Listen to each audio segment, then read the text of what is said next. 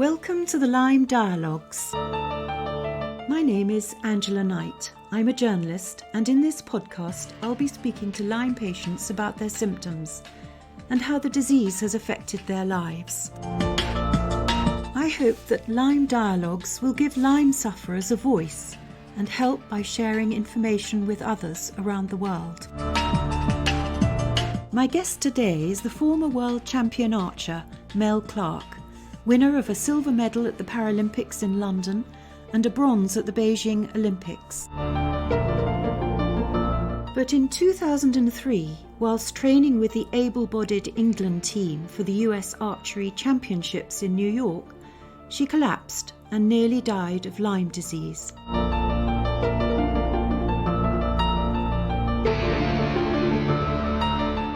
Welcome to Lyme Dialogues, Mel. And can you just give me a little bit of background? Whereabouts were you brought up? So I was born and brought up in Norwich in Norfolk and spent most of my sort of younger years there as such. And what started your interest in archery? I had a go at archery first with the Girl Guides, and we did a have a go taster session. And it was something that I could do being in a wheelchair. That made me no different to the other girls I was competing with, and I was really bad at it, but I enjoyed it, so carried on from there. And why were you in a wheelchair, Mel? When I was 11, I had osteomyelitis, which is an infection in the bone of my hip joint. So I had lots of surgeries and time on crutches. I had complications after that, which meant I used a wheelchair for any distance and crutches all the rest of the time. Yeah. And how old were you when you started archery? I believe I was around 15. I was still at school because I talked about archery in my French GCSE. I remember having to learn lots of different words in French for it. And then you started competing? I did, yes. So I did a sort of a have-a-go beginner's course over 6 weeks with one of my friends one summer, literally just to get out of the house and do something different. And then a couple of people said, oh, let's do some local competitions, and really enjoyed it and progressed. And yeah, took off from there, was able to represent my club and my county very, very quickly. And then, more bigger and bigger tournaments, and eventually got to international level. And you were playing with the England team? I made it to the British Paralympic team, or the British disabled team at the time, and had my first international in 2002 with them. And then in 2003, you were practicing a competition in New York State. Can you tell me what you were doing there and what happened? So I was actually the first disabled archer in Europe to represent Great Britain on an able-bodied team. So I was with the able-bodied team at the World Championships. It was a major tournament and achievement for me. I was out there competing when I suddenly said to my coach, I don't feel well. And I remember him coming over and saying, oh, you're probably a bit hot. You're probably a bit excited about what's going on. Let's sit in the shade and cool down and see how we go. And that's pretty much all I remember. I know I became very, very unwell from then and had multiple seizures and was taken off Van Cortlandt Park in New York in an ambulance with lots of horses escorting us off and taken to the hospital. Goodness. And what were your symptoms? All I remember is having my heart started really fluttering really quickly, and I felt really dizzy and kind of sweaty, like I was going to pass out. I had a pain in my chest. And I just didn't feel right. I couldn't pinpoint what it was. It wasn't, if you get a tummy bug, oh, I feel like this. But all of a sudden, I just didn't feel right. And so I was taken off the field where I collapsed and started fittings. And that's all I remember about that point, really. And you were in hospital for 3 weeks in a coma? Yeah, I was in intensive care and the high dependency unit for, I believe it was 3 weeks. I was put in a medical-induced coma to try and find out what was on and prevent the seizures having any damage, long-term damage to me. My dad was flown out to America. He was told that I probably wouldn't survive 24 hours, so he needed to be in America quickly. So he flew over from the UK to be with me and spent that time with me while they ran multiple tests, pumped me full of antibiotics, and finally with the spinal taps found the Lyme infection. So you were lucky to be in New York to be diagnosed with Lyme disease. I have been told that if I'd have been in the UK, I probably wouldn't have survived, because at that time it was very, very much unheard of. And at least in America, it wasn't that common, but they knew what it was. They knew what they could look for. Yes. Can you remember what it was like in hospital when you woke up? Bits of it, yeah. I remember being in a bed with lots of wires and tubes up my nose, lines in my arm, and medication. And I couldn't really do a lot for myself. My coordination was horrendous. And my dad's explained that I was almost drunk the whole time. I couldn't sort of put my hands to my face to feed myself or anything. My speech was badly affected. So I couldn't communicate very effectively, and I couldn't move from sort of the waist down. So very, very confusing, very scary. My hearing and my sight was also affected. So I was waking up in a strange place with lots of different accents from the American population, and really not understanding what was going on. So yeah, it was scary. Obviously more terrifying for my dad. He'd seen me be through it all, but yeah, just not a great place to be. And was your sight affected? Yes, I don't register sight in my right eye. I've been told that my brain registers the sight, but my eye doesn't process the image my brain registers. So there was a lot of swelling in my brain and my spinal cord, which has caused a lot of damage. And that was caused by the Lyme disease? Yes, it was tick-borne encephalitis. Yes. With it, so yeah, all combination. The doctors feared you only had 24 hours to live, and you were connected up to a life support machine, unable to breathe by yourself. Thanks to their swift diagnosis that you had Lyme disease, you made a recovery. I did, yeah. It took a while for them to, get the official diagnosis and start the correct treatment. But yeah, after I'd got stable in America to the point that I could be flown home, I was flown home with a medical surgeon in case they needed to intervene on the way home, and was transferred to our local hospital in the UK, where I spent another 4 or 5 weeks, I believe, sort of doing rehab and learning how to use my body again. It was a bit scary because we arrived at the hospital, and the chief neurologist came to greet us, and he said to my dad, "So what's all this Lyme disease then?"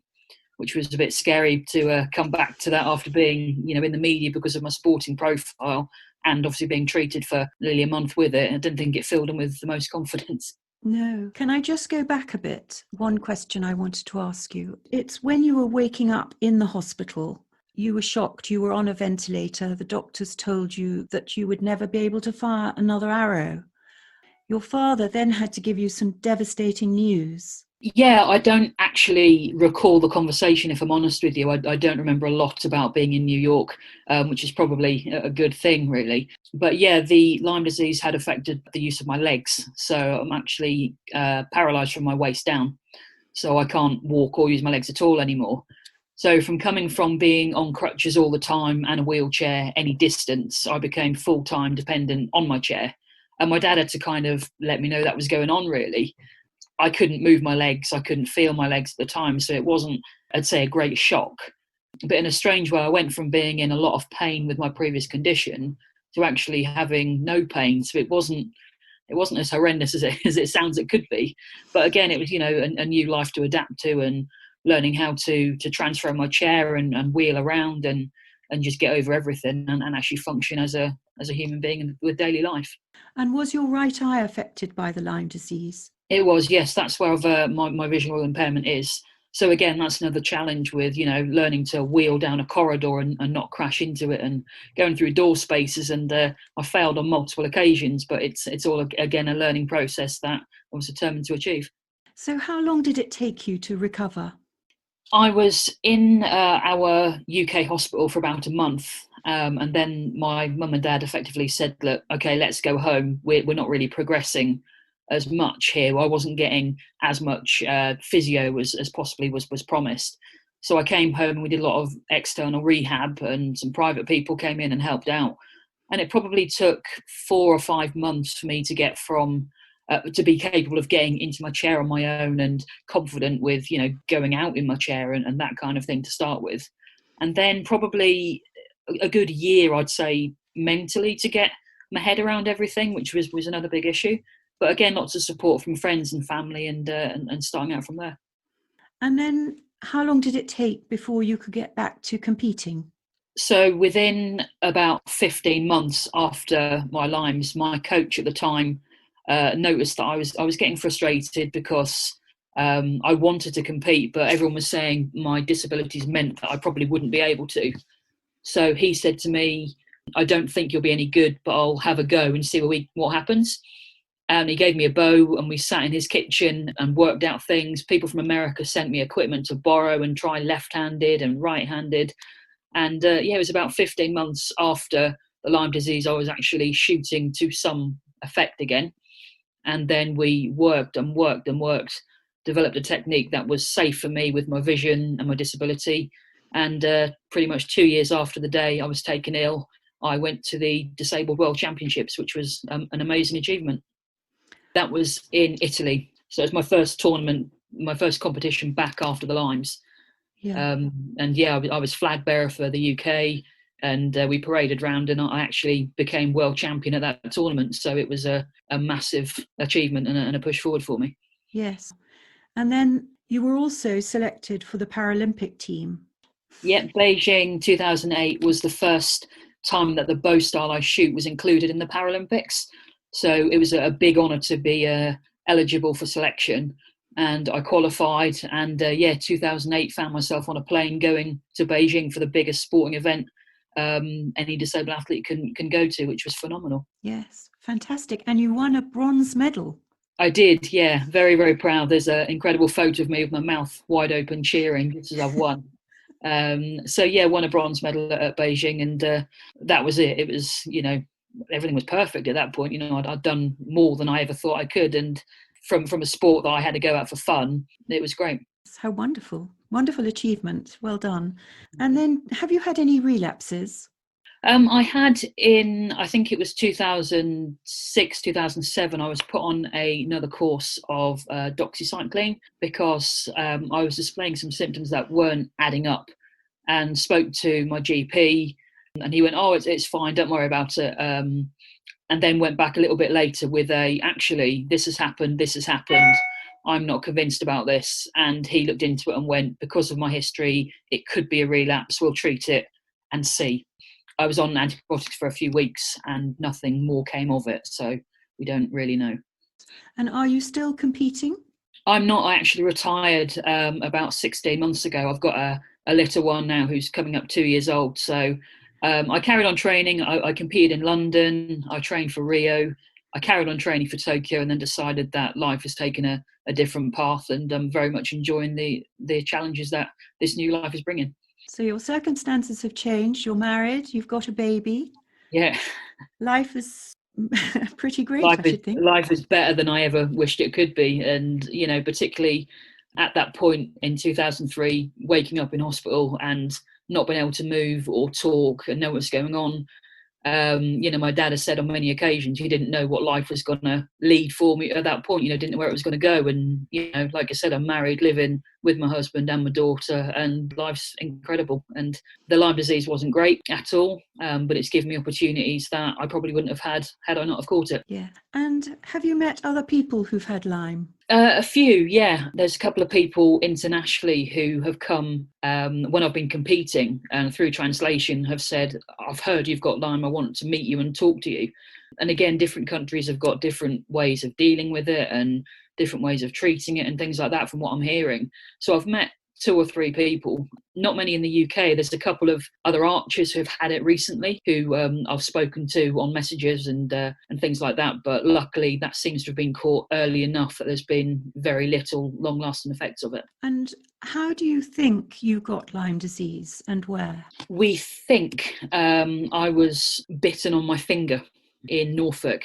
So we were competing in archery, camping in fields, and we'd never heard of Lyme disease. But it so happened that when I was in America, they were testing for it. There was a news article in Norfolk saying that Thetford Forest was rife with it, and we'd been there on many occasions training. So Mum actually contacted the hospital and said, we've heard this, and they said, yeah, it's possible. So that's the only possible we think. I don't recall a bite necessarily. I don't recall a rash. I don't recall anything. In hindsight, I was actually quite unwell for a couple of months prior to being diagnosed. but I thought, I'm working too hard, I'm training too hard. Once I've got this tournament over, I can rest. So if I'd have stepped back and looked at it, I might have realised earlier, but I don't think I'd have been diagnosed earlier. No, unfortunately. And what would you say contributed to your recovery? I've got a fantastic set of parents who kind of wouldn't let me just sit there and complain about it, because, you know, as Dad said, life does go on and you're young enough to get up and start again. So that helped. Lots of rehab, lots of private work, a lot of sheer determination and kind of, I really wanted to compete again. I really wanted to get on with my life. It would have been easy to sit and go, okay, this is it. This is rubbish. I'm going to let everyone do anything for me. But my experience with having disabilities as a child and seeing lots of other children who are worse off than me, I think helped towards that. So setting a goal that I wanted to do this, I needed to do this, and being pushed in to do it. You know, if I wanted a cup of tea, my dad said, right, you know where the kitchen is, go and sort it out, which was harsh at the time, but the best thing he possibly could have done for me. Yes. Oh. Do you ever look back on the time when you were competing in the US Championships, or have you completely put it out of your mind? No, we remember it every year. Kind of, it's an important anniversary, and you know, every now and then it creeps up on Facebook on a time hop, and it's like, wow, that was really this, you know, this many years ago, and we're coming up. We're not far off, you know, 20 years ago. So it's more than my lifetime away now, which is amazing. It doesn't feel like that at all, but I wouldn't change the fact that I went to America and, you know, that happened. It was a fantastic experience up until that point. And as I said, it's changed my life, but I wouldn't say it's changed it in a negative way. It's just made things different. Has it changed your outlook on going outdoors and with your daughter as well? Not really. We had some concerns. I did a bit of reading. Was there any more risk of her having anything to do with Lyme's with the pregnancy and things? And we couldn't find any information either way. The doctors we asked said, we don't really know, we don't think so. So I think we will be a bit more cautious. But no, she's a kid. She loves being outside. And, you know, I spent all my childhood outside, and we spent years in fields competing and camping before this happened. I think it's just, unfortunately, one of those things that I got and we've got through. Do you think you'll let her compete? If she wants to, yeah. I'm hoping she picks a sport that maybe doesn't, you know, cost her quite as much and and things. But no, if she can do what she wants to do. At the minute, she's, like I said, she's not only 2 yet. So she's just happy sort of playing and running around in the garden, which is lovely to see. What's her name? Callie. How lovely. Thank you so much for talking to Lyme Dialogues, Mel. It's been very welcome. Great to see you again, and congratulations on your new life. Thank you very much. Okay, bye-bye. Oh, cheers. Bye-bye. Bye. If you know others who would be interested in Mel's Lyme story, do please share this podcast. And if you'd like to tell me your Lyme story, you can contact me by email at lymedialogues@gmail.com or by Instagram at lyme_dialogues@Instagram. Thank you for listening to Lyme Dialogues. Take care and goodbye until next time.